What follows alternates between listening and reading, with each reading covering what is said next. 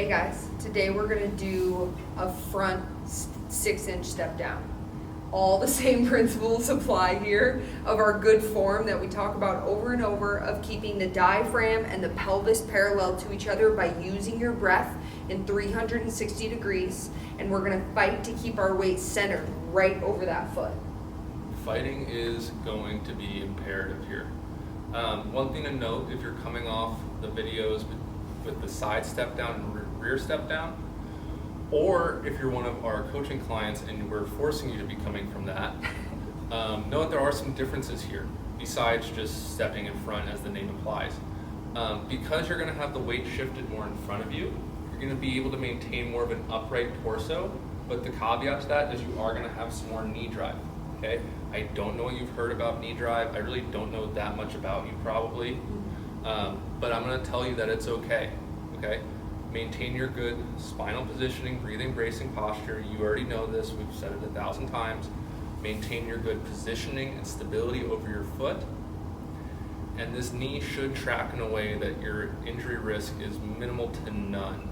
And as we mentioned before, we do want to put ourselves in positions because we do need to get stronger in those positions, and this is a great way to practice getting in and out safely before you find yourself in a situation where it's a little bit less of a controlled environment. And I think part of where the rumor about knee drive being bad comes from is that when you do anything fast and without control, it's dangerous, right? So when that knee comes forward, if you're not keeping the weight centered on the foot and you're having momentum that's bringing that knee forward too, that's very different than slowly controlling down through a solid center of balance and moving with integrity. Okay, so I'm going to do some reps and Lily's going to continue to talk you through it. So, yes, awesome.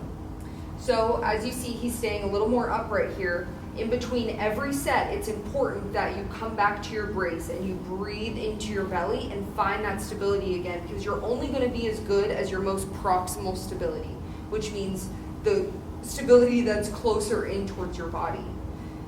His hips are staying level to the ground. His diaphragm and his pelvis are on parallel planes to each other, and he's fighting to keep the weight centered on his foot. And you'll see there's little wobbles that happen, and that's him fighting to keep it right in that center spot. It's really easy to let the wobbles get big enough that you avoid range of motion you're not good at. Go slow enough that you can really feel your center of mass over your foot. The only thing here I would tell John is to draw his chin back through his throat a little bit. Great point. Yeah, I don't really need to look where I'm going. It's just the floor, and the floor is not moving. Good call. Yeah. One thing to note here, as we've mentioned before, this one is going to be a little bit more challenging. 6 inches seems like nothing in some other exercises. 6 inches seems like a lot right here. Know that 6 inches is just to the distance of the floor. What we're interested is how low you can go with maintaining proper positioning and form. If that's not 6 inches, that's not 6 inches. Try again tomorrow, seek improvement, meet yourself where you're at today, and be okay with where you're at today. You're taking the necessary steps to get better for tomorrow.